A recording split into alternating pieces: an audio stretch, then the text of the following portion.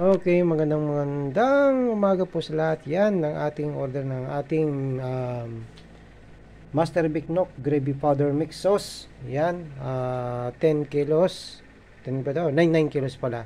So ngayon, itong order ni Sir ay from Davao ba to si Sir?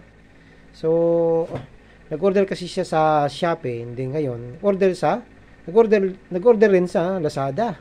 So nagtaka ako, ba't kumbaga sabay. So ngayon, akala ko bogus buyer.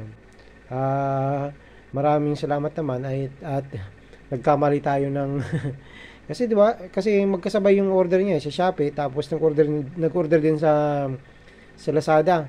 So salamat naman at na-receive ni Sir tong kanyang order nung nakaraan na kumbaga 12 kilos yata yon sa Shopee saka 11 kilos naman sa Lazada. So marami talagang in-order siya. So ngayon, hindi kaka-receive niya lang nitong order niya, nag-order ulit ng 9 kilos. Yan. Kumbaga siguro malaking company to. Kumbaga marami siguro siyang branches kaya kailangan nila ng maraming gravy powder ni Master Big Nook. Yan yung ating gravy powder mix sauce, ha? Ang kinagandaan po nito mga master ay napakadaling timplahin lang po yan. Yan po yung instruction natin.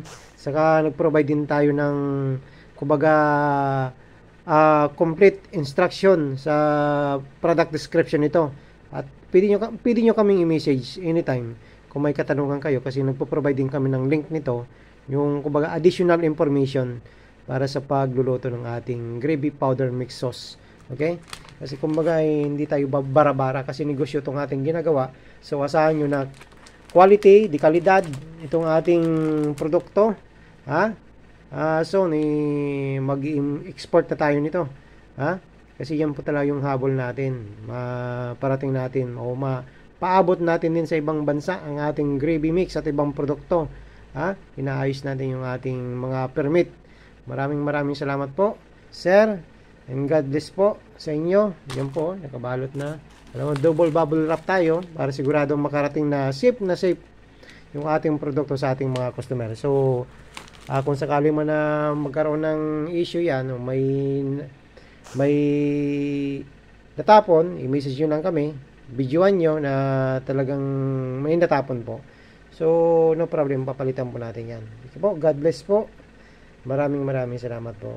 Una sa lahat, maraming salamat sa Panginoon. God bless po.